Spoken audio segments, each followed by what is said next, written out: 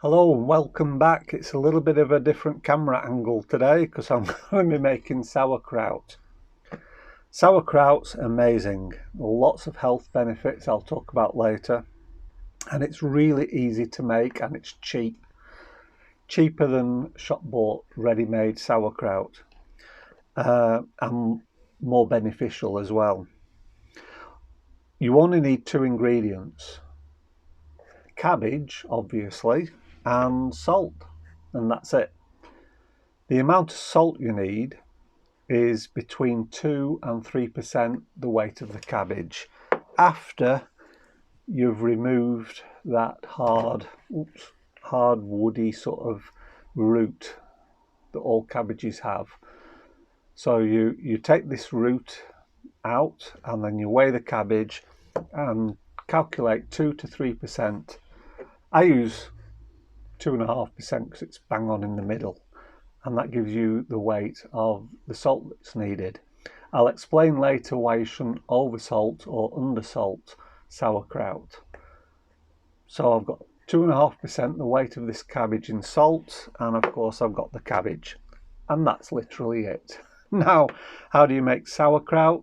Well, first we've got to shred the cabbage. And to do that, you need a mandolin of some kind. I'm using this one today. You could use a food processor as well if you've got a food processor that has a grater or a shredder. Then by all means use that. I'm old school. I'm using the old handheld shredder. So let's get started. First of all, I'm going to take out all of these quarters. I quarter the cabbage off camera, and we're going to start.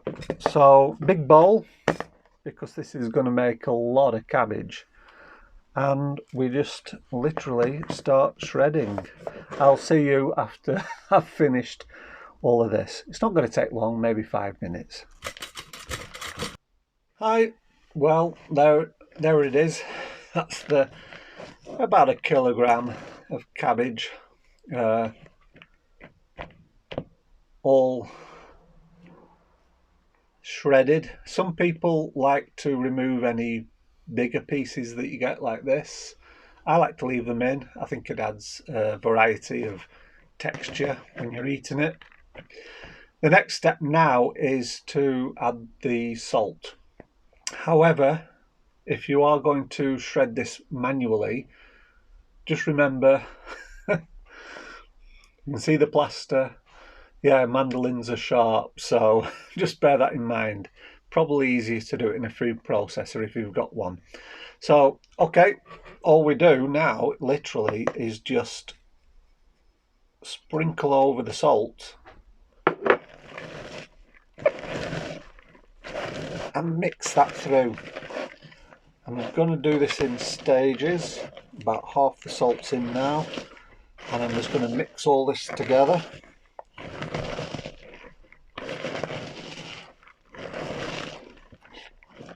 And you really want to squeeze this, break the skins of the or the surface of the lettuce as you're doing this.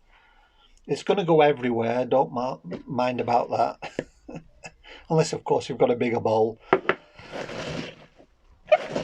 So mix it all through and squeeze and break the surface of the lettuce.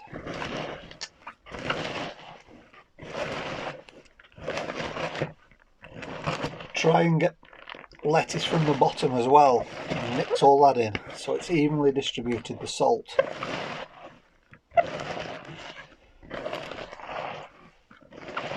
And then we'll leave it for 15 minutes and let all the salt extract the water. I'll see you in about 15 minutes. Okay, it's been about 10 or 15 minutes, and as you can see, the cabbage has really shrunk in size with all the water that's been extracted by the salt. I'm just going to give it another quick scrunch.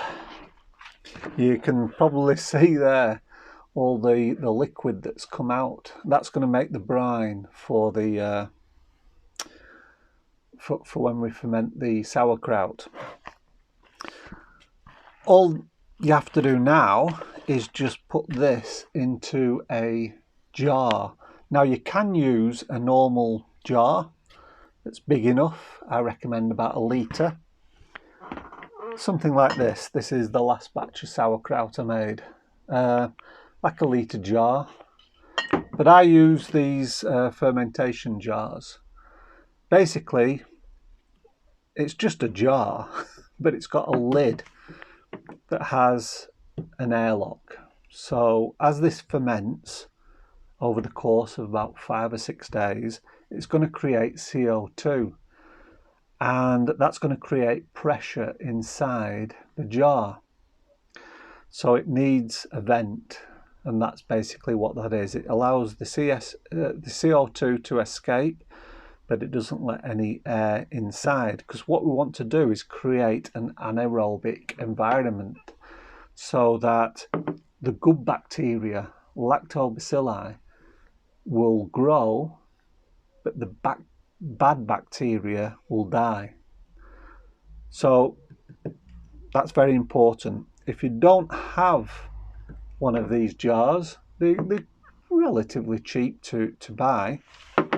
What you can do is use a normal jar like this, and just once you've put the lid on, you just open the lid a few turns so it's loose, and that means that the CO2 can escape. That's all you have to do. But I use these purpose-made fermentation jars. This is 1 litre, but you can also buy them in 1/2 litres or in 1.5 litres, etc. Varying sizes. I've sanitised this. I'm a home brewer, so I use just a normal sanitizer. And basically now we've just got to transfer the cabbage into here. And I just do it by hand, just like that. And yes, it makes a mess. Don't worry, I've sanitized the worktop as well. Everywhere's perfectly clean.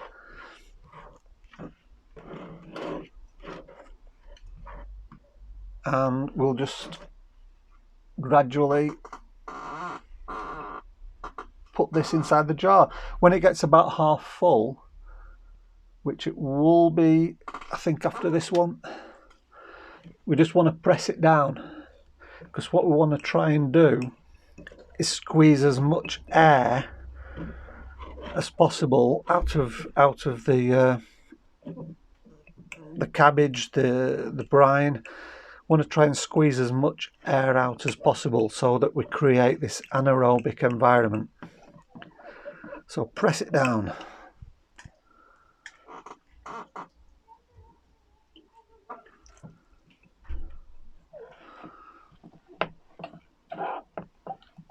Okay, now the jar's full of all that shredded cabbage and the brine. What we need to do now is take a leaf. Now, I forgot to do this. I hold my hands up. I forgot to do it. Really, you should take one of the outer leaves of the cabbage. Just take it off the cabbage and leave it to one side.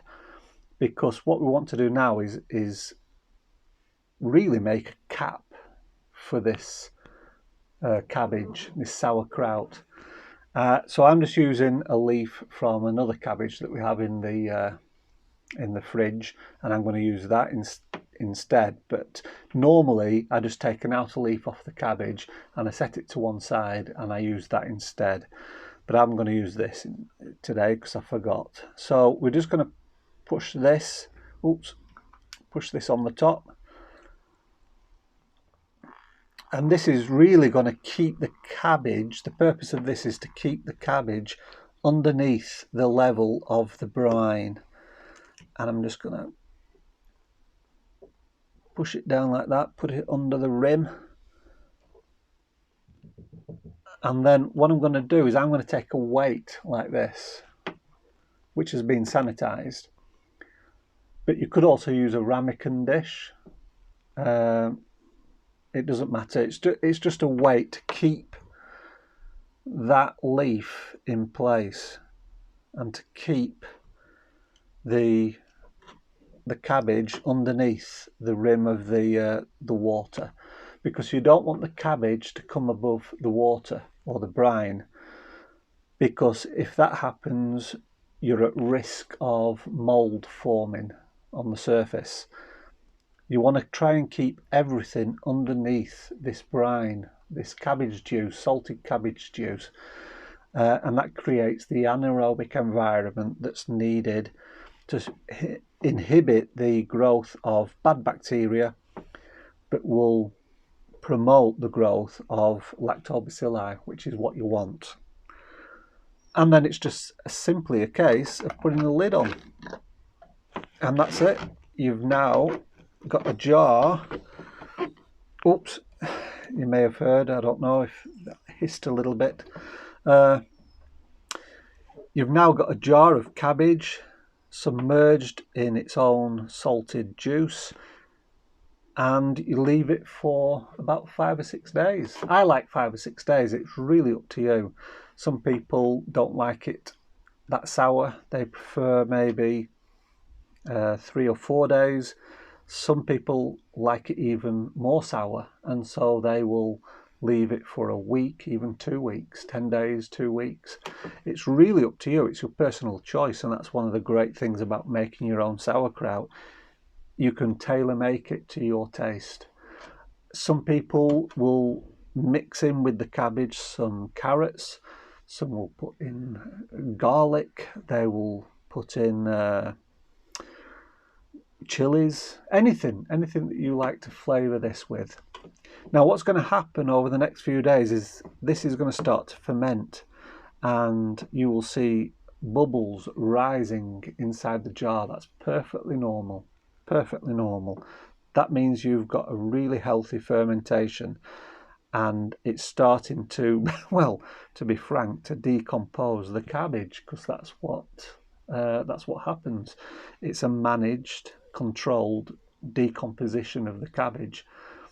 Like I say, in about 6 days, I'm going to come back and I'm going to transfer it to a jar like this, because I'll be wanting to use this for the next batch.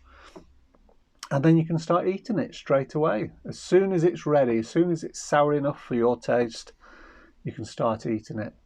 So I'll transfer it to a jar like this. I'll put it into the fridge, and that will stop fermentation, and enjoy sauerkraut.